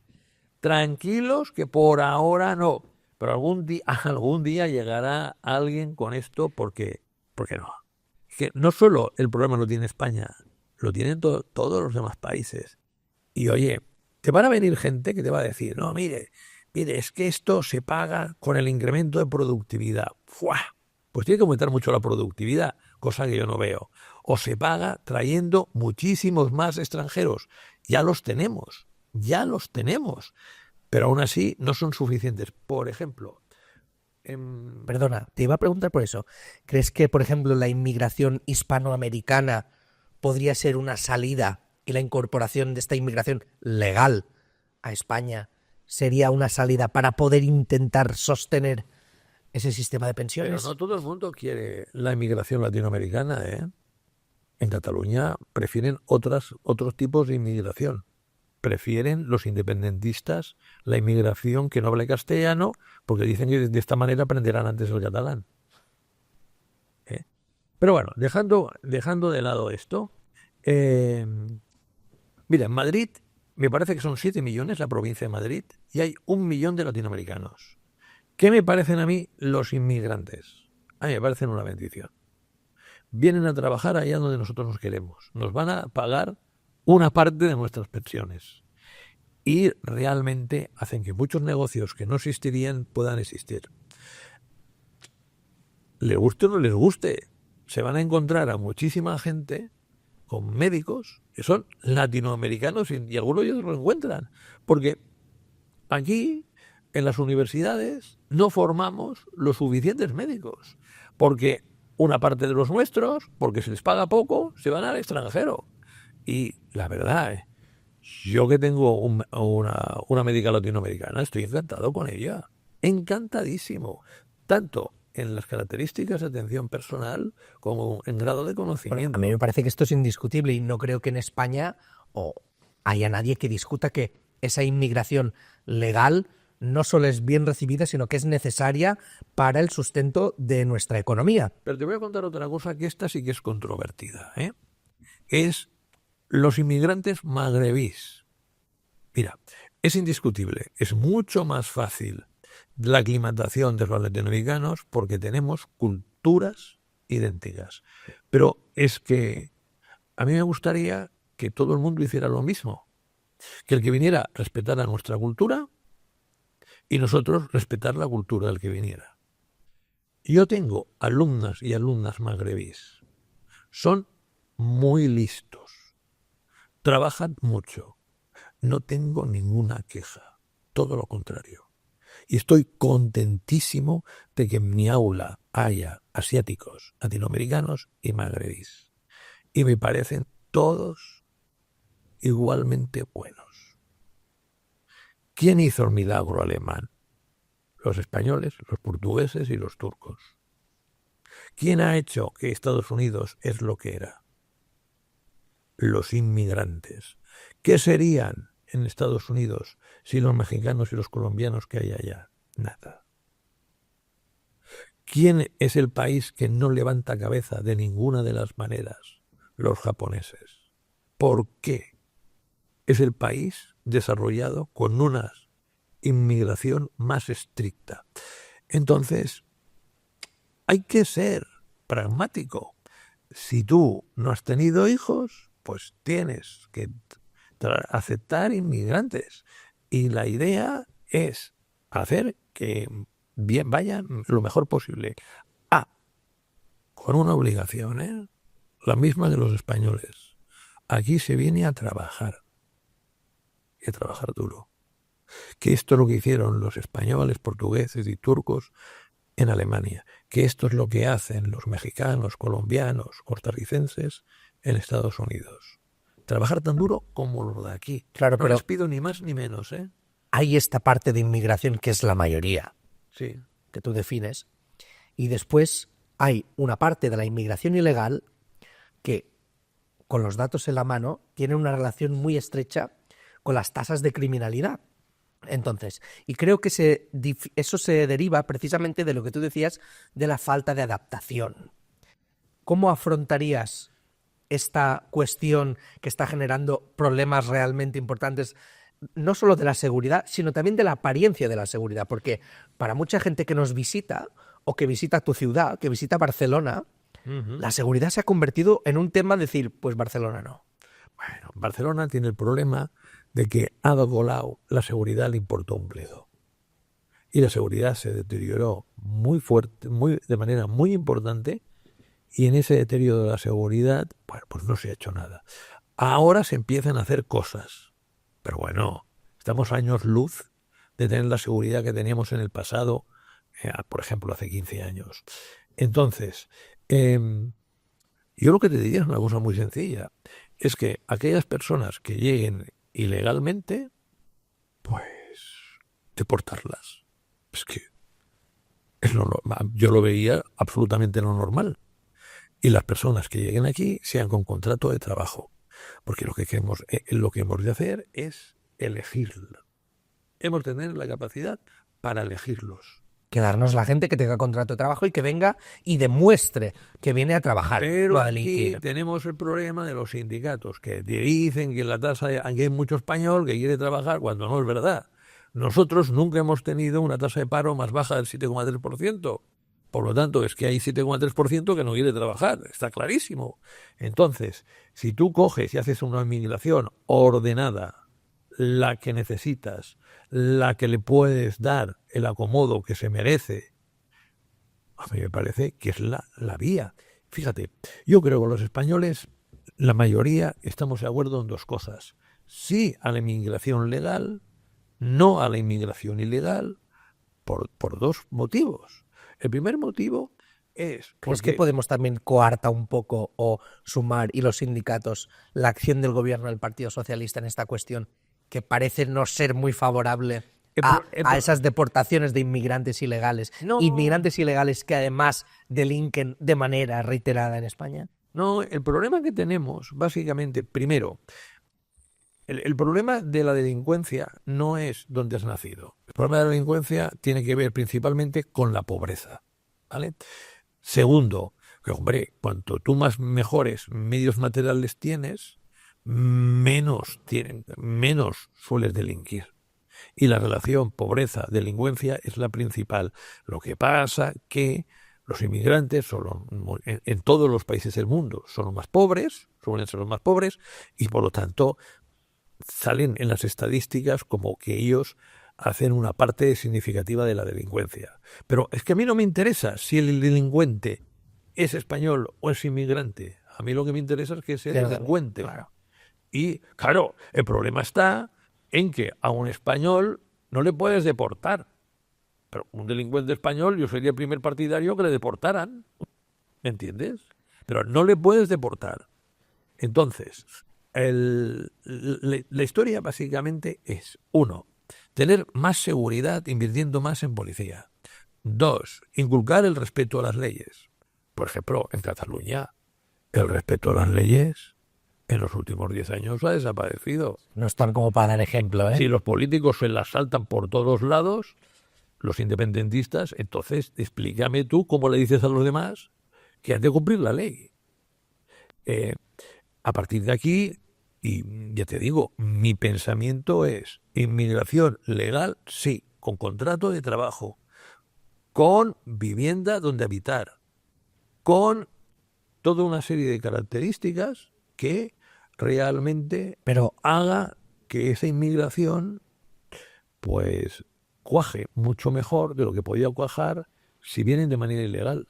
Claro, es que la sensación que hay, por lo menos, es que hay una inmigración que no es esta. Hay una parte minoritaria que viene y viene a expensas de lo que le puede caer. Viene sin una expectativa de trabajar, sin vivienda, y lo que viene es esperando que la administración responda de esas necesidades y sea la administración la que le busque el trabajo, la que le busque la vivienda y la que le dé la cartilla para poder ir al supermercado a comprar. Hay una parte que es esa también. Yo estoy en contra de la Argentina de Milei y estoy en contra de la Argentina peronista. La Argentina peronista es llenar de subsidios a todos, y especialmente para no trabajar, ¿vale? Entonces, fíjate aquí que empezamos a tener un problema con los subsidios, porque el peronismo lo tenemos en el gobierno, es Sumar. Sumar se levanta y ¿a quién subvenciona hoy? ¿Vale? Entonces, claro, es que en España hay gente que te dice... A los suyos, lógicamente. Que te dice, claro, es que si yo cobro de la prestación de desempleo 1.200 euros y tú me ofreces 1.400, no me interesa ir a trabajar. Oye, pues hagamos algo. Hagamos que puedan simultanearlo durante un tiempo estas prestaciones. Si yo cobro del ingreso mínimo vital 540 euros, oye, y me ofreces un trabajo a tiempo parcial, y con ese trabajo parcial gano 700 y me quitan el ingreso mínimo vital, pues no me interesa. Vamos a ver, yo estoy en contra de las subvenciones por no hacer nada, sean inmigrantes y españoles, me da igual. No, claro, claro. A todos estoy en contra. Y me parece que la gente tiene que hacer algo para merecerse las cosas. Gonzalo, hemos hablado de muchas recetas económicas, inmigración, vivienda. ¿Y cómo es tu tema? Yo te pregunto, si en lugar de mí, estuviera sentada aquí Isabel Rodríguez, la ministra de Vivienda, ¿qué consejo le darías? Mira, yo sentarme al lado de la ministra de Vivienda es imposible. ¿Por qué? Porque los políticos solo buscan a los pelotas. Y yo, sentado aquí con la ministra de Vivienda, verías como la cara se le empieza a poner roja, roja, roja, roja, roja. ¿Por qué? ¿Qué medida le dirías? Esta es la primera que tienes que aplicar. No es una. Es una batería de medidas porque le han hecho pudrir mucho este tema. Pero, en definitiva, ella se cree que España es Puerto Llano y que los problemas que tiene Puerto Llano en vivienda los tiene España. Y son estas historias que te dicen de que uno puede ser ministro de lo que sea, que no hace falta saber de nada. La pobre Isabel Rodríguez no sabe.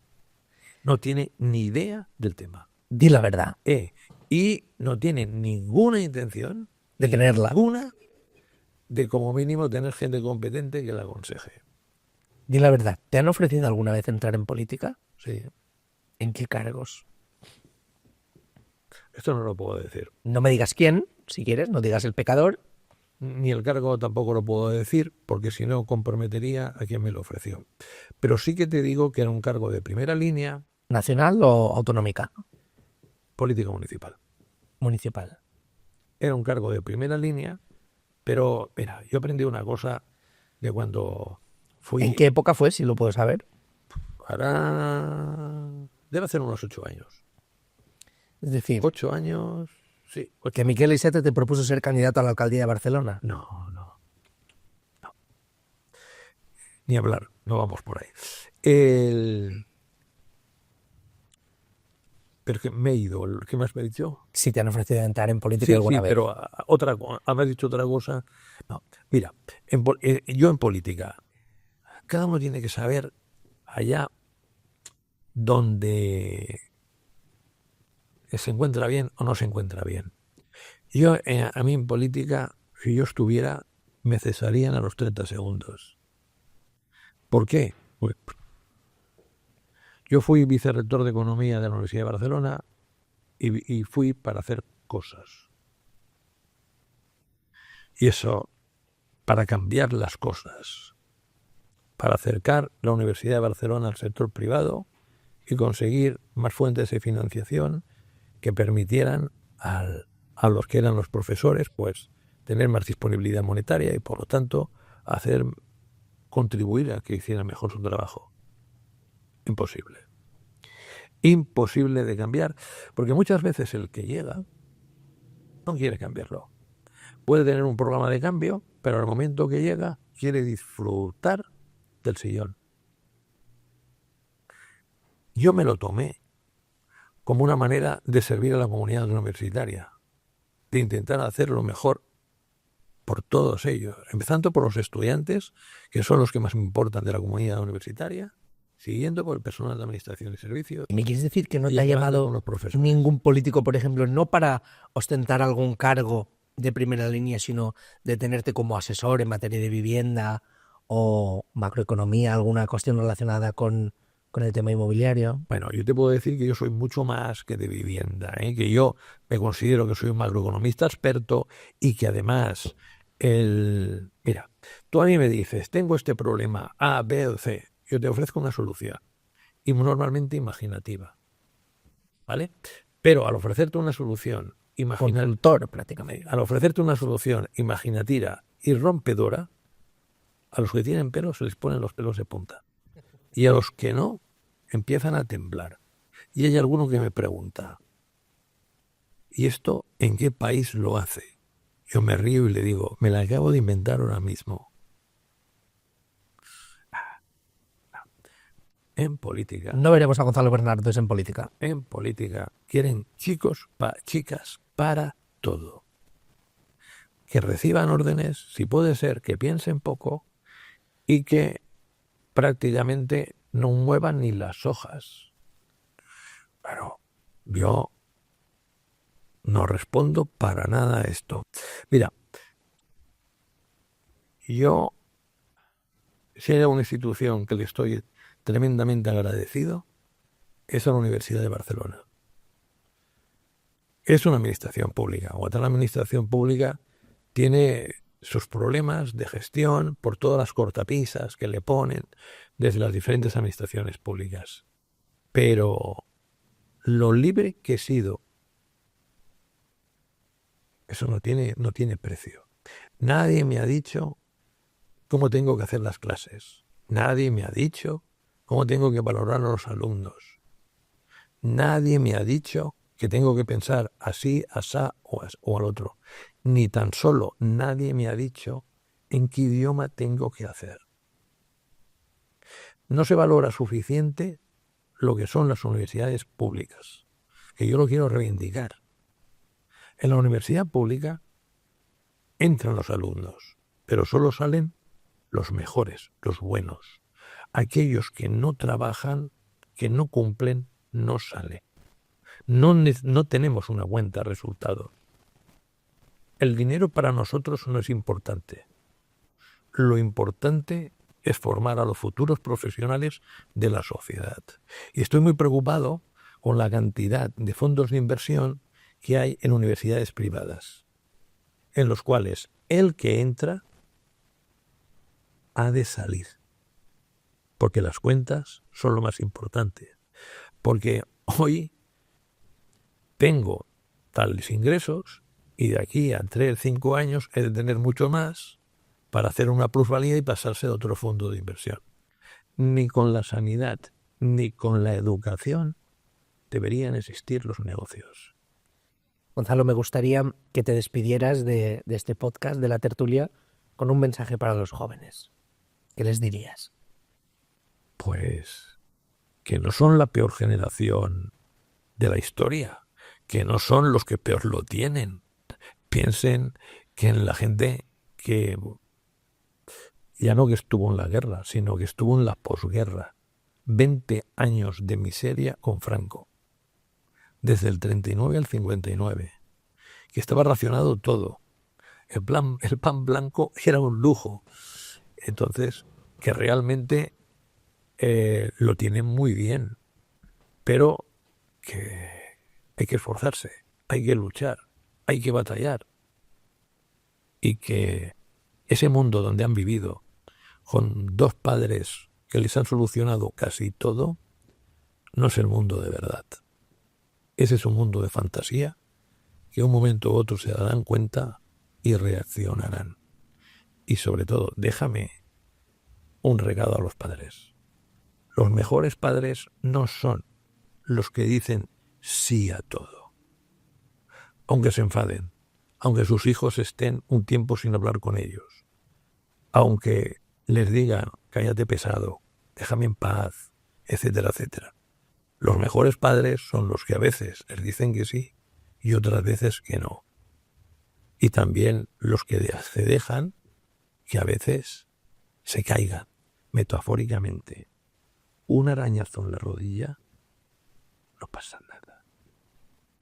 Pues con ese mensaje a padres e hijos y esa advertencia nos quedamos. Gonzalo Bernardos, muchísimas gracias por venir a la tertulia, de verdad. Un placer. Ha sido muy extenso, pero creo que muy ilustrativo. Y a todos vosotros, muchísimas gracias por haber compartido con nosotros este rato de tertulia. Seguiremos hablando de economía, de finanzas, de derecho, de actualidad, de política y esperamos veros en nuestro próximo episodio. Muchas gracias.